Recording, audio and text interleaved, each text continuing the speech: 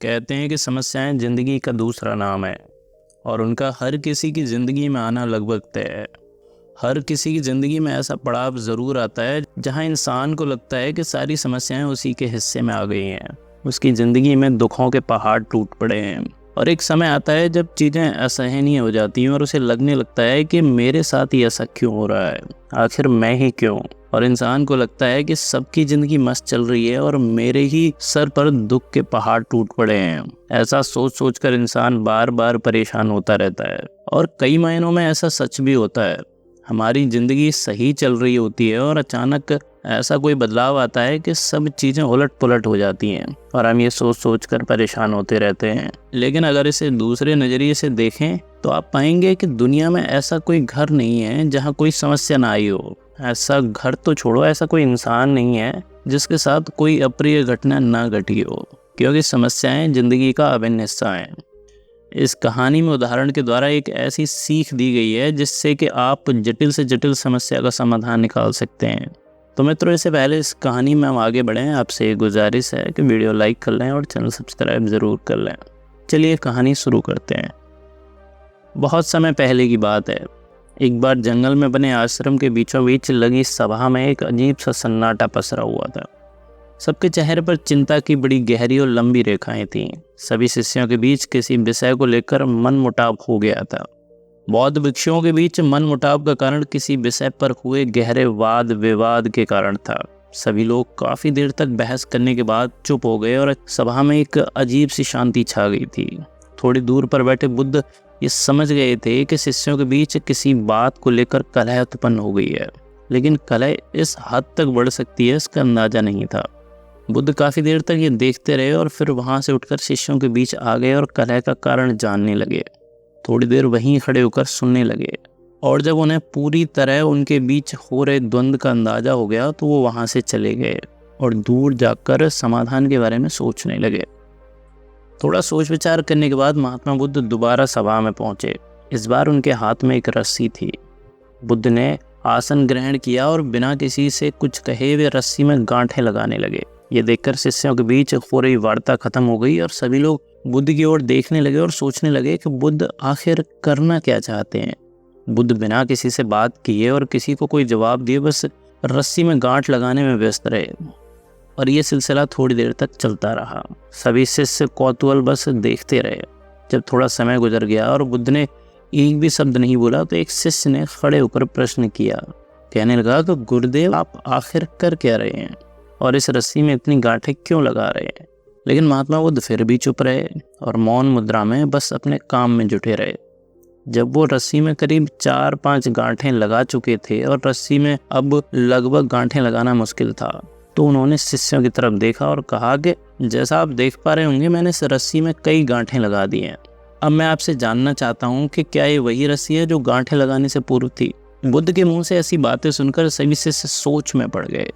तभी एक शिष्य ने कहा कि गुरुदेव, इसका उत्तर देना थोड़ा कठिन है और यह वास्तव में हमारे देखने के तरीके पर निर्भर करता है। यदि एक तरीके से देखें तो ये रस्सी है, इसमें कोई बदलाव नहीं आया है। वहीं अगर दूसरे तरीके से देखें तो इसमें गांठें लगी हुई हैं जो पहले नहीं थी, तो इस तरीके से इसे बदला हुआ कह सकते हैं। ऐसा कहकर वो शिष्य चुप हो गया। तभी गुरुजी ने कहा कि ये बिल्कुल सत्य है और फिर बुद्ध ने गांठों को खोलना शुरू किया और रस्सी के सिरों को पकड़कर एक दूसरे से दूर खींचने लगे। और जब अच्छी तरह खींच लेने के बाद रस्सी में गांठें पूरी तरह कस गईं तो उन्होंने पूछा, क्या तुम्हें लगता है कि इस तरह खींचने से मैं इन गांठों को खोल पाऊंगा? नहीं, ऐसा करने से तो गांठें और भी कस जाएंगी और इन्हें खोलना और भी जटिल हो जाएगा, एक शिष्य ने उत्तर दिया। फिर बुद्ध ने कहा कि ठीक है, अब एक आखिरी प्रश्न, बताओ इन गांठों को खोलने के लिए हमें क्या करना होगा? एक शिष्य ने कहा कि इसके लिए हमें देखना होगा कि इनको कैसे लगाया गया है और फिर सही तरीका जानने के बाद इनको बड़ी चतुराई से खोलना होगा, क्योंकि ऐसे खोलने से तो ये और भी उलझ जाएंगी और इनका खोलना लगभग असंभव हो जाएगा। गुरुजी मुस्कुराए और कहने लगे कि मैं यही तो सुनना चाहता था। मूल प्रश्न यही है कि जिस समस्या में तुम फंसे हो वास्तव में उसका कारण क्या है? आखिर वो समस्या उत्पन्न कैसे हुई है? बिना इसके जाने समस्या का निवारण संभव नहीं है, क्योंकि अगर कारक और कारणों का पता नहीं चलेगा तो समस्या का समाधान निकलने की बजाय समस्या और उलझ जाएगी। और हालात सुधरने की बजाय और बिगड़ जाएंगे। बुद्ध आगे कहने लगे कि मैं देखता हूँ कि अधिकतर लोग बिना कारण जाने निवारण जानना चाहते हैं।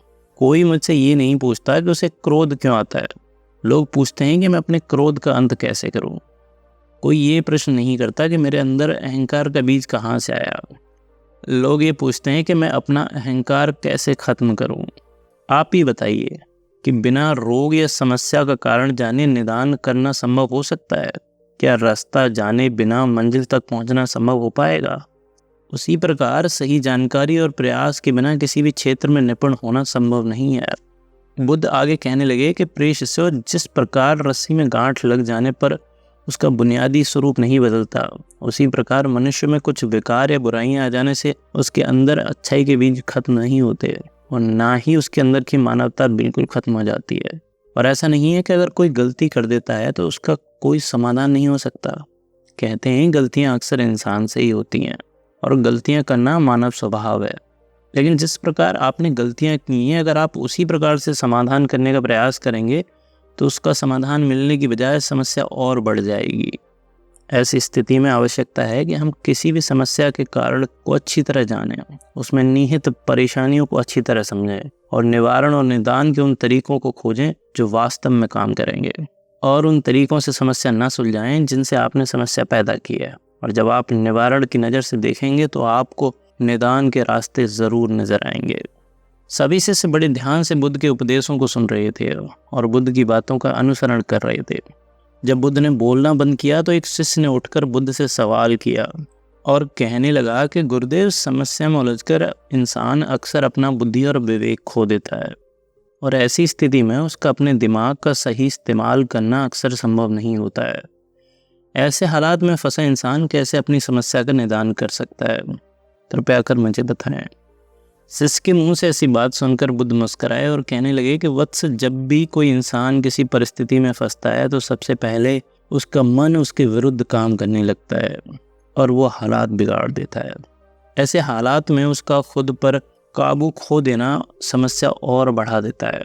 ऐसी स्थिति में इंसान का सबसे पहले खुद का नियंत्रण वापस लेना ज़रूरी है और उस समय ज़रूरी है कि वो चल रहे द्वंद्व से दिमाग और मन हटाकर थोड़ी दूर ले जाए, गहरी और लंबी सांसें लेकर मन को शांत करे और फिर अपनी भावनाओं को हटाकर सिर्फ अपने दिमाग से समाधान के बारे में सोचे, जिससे कि वो समस्या में ना उलझ कर रह जाए और फिर शांत चित्त से दिमाग के इस्तेमाल से खोजे गए समाधान पर काम करे।